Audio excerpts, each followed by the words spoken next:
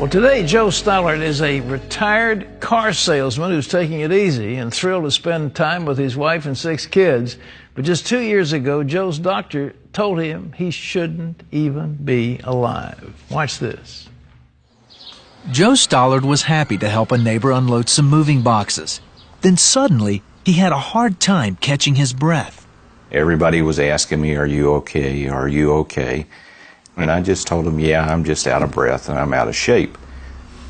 By the time Joe made it home, his chest felt like it was squeezed in a vice. His wife had no idea what was going on. I told her, I said, "Look, I need to have a second. Can you leave me alone for just a second?" At that point, I was real concerned, and I wanted him to sit down in the other room so I could just be there with him and keep an eye on him. My strength was leaving me. My arms and my legs were both trembling, and I was slumped forward on the back of a chair. And I never felt so helpless or ever had such a feeling of despair as came over me right then. My knees started to buckle, and I realized that I was dying.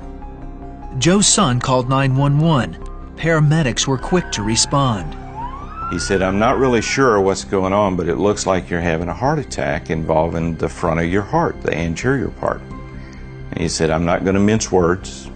That's the worst kind, and we need to go to the closest hospital now."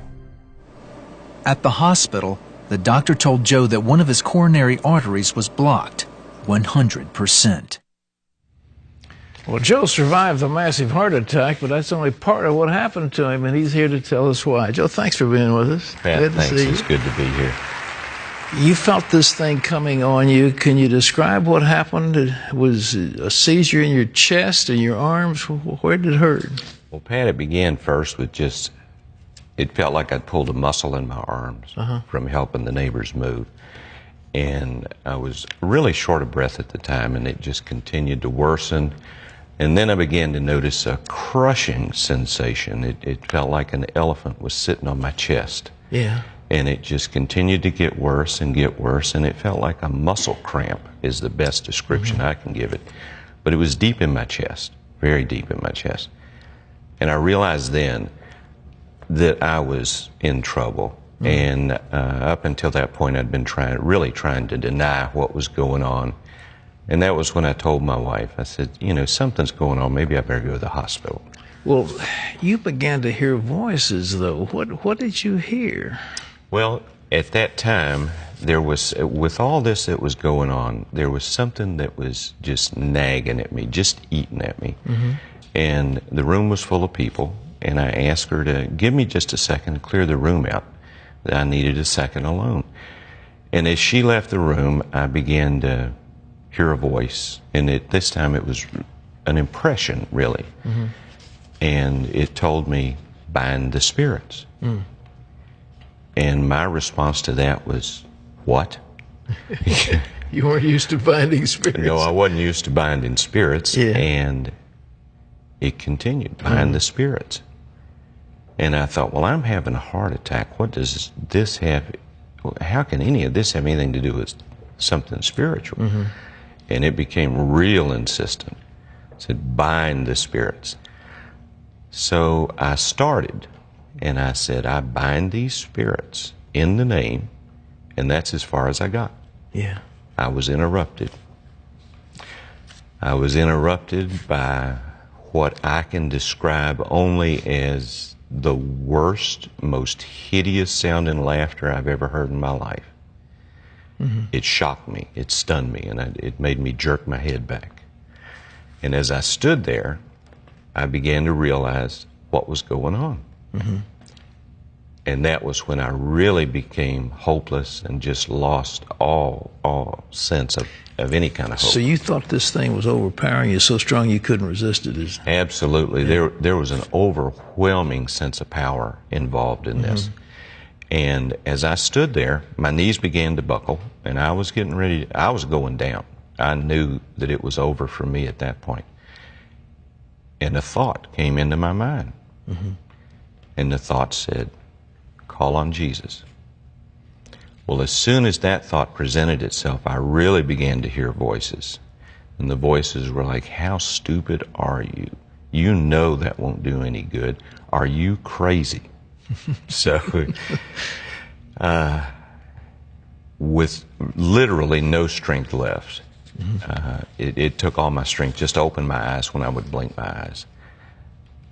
I couldn't even speak. All I could do was just mouth the words, and just in a silent whisper, I said, my Lord Jesus. That was it? That was it. And as soon as I did that, instantly, there was an arm around my shoulders. Yeah. Grabbing me.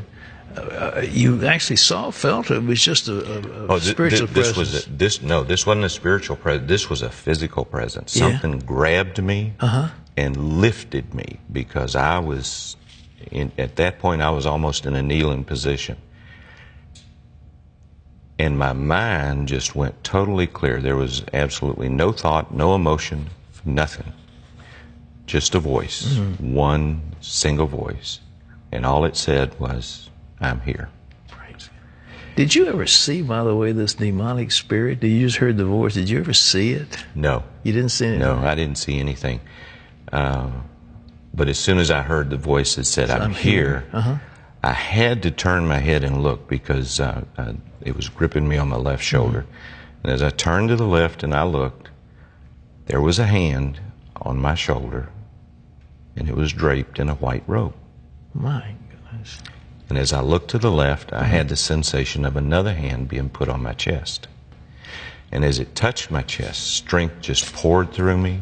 The crushing sensation began to leave.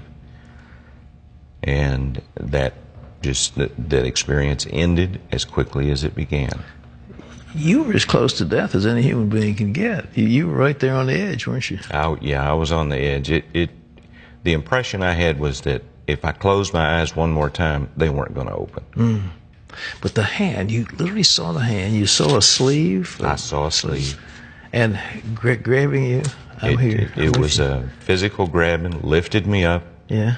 And right after that happened, I stood up.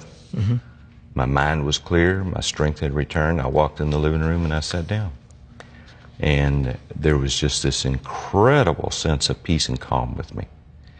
And I knew then everything was going to be okay. But for some reason, though, that wonderful experience, you didn't really get totally healed. The heart attack continued, didn't it? The heart attack continued. It was continuing as they went ahead. They took me to the hospital, and there was just a whole series of events that took place that some people would call them coincidence, and personally, I don't believe in coincidence. Nothing just happens. They took us to the hospital. While I was there, the doctor said, well, we're going to see if we can send you by helicopter to the other hospital to have your heart cath done, because it's a 20-minute drive to get you there. And after we'd been there a few minutes, the paramedic came in who had brought me to the hospital. I was surprised to see him. And he said, you know, something told me to stick around. We'll get you to the hospital.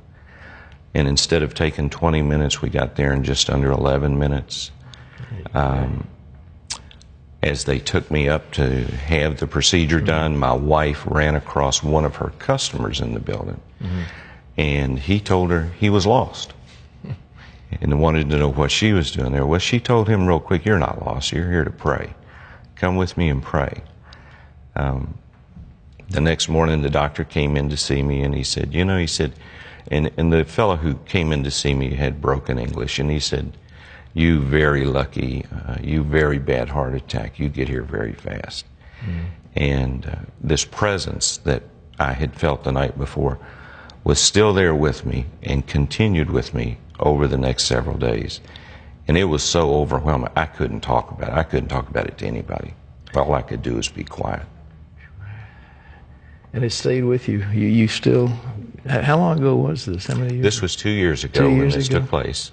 And it's still vivid in your mind. You'll never forget it. Oh, there's a clarity there that goes beyond what I would consider my normal ability to remember. Fantastic. It's and I have to say, a couple of weeks after this happened, I had gone back to work, and I was still pretty much in a wonderment, is the best way to describe wonderment phase. And I was thinking to myself, why why? You know, why did you come to me? And as I'm walking along, the Lord really convicted me. What did he say? The Lord spoke to me and he said, of course I came. Yeah. He said, after all, I died for you. Whew. So that was Joe, really pierced. That's fabulous. Listen, thank you for sharing this. This is beautiful. It's inspiring the faith of many. So God bless you. God bless you're you. strong and you're Thank here you. and you're going Oh, yeah. to serve the Lord. Thanks.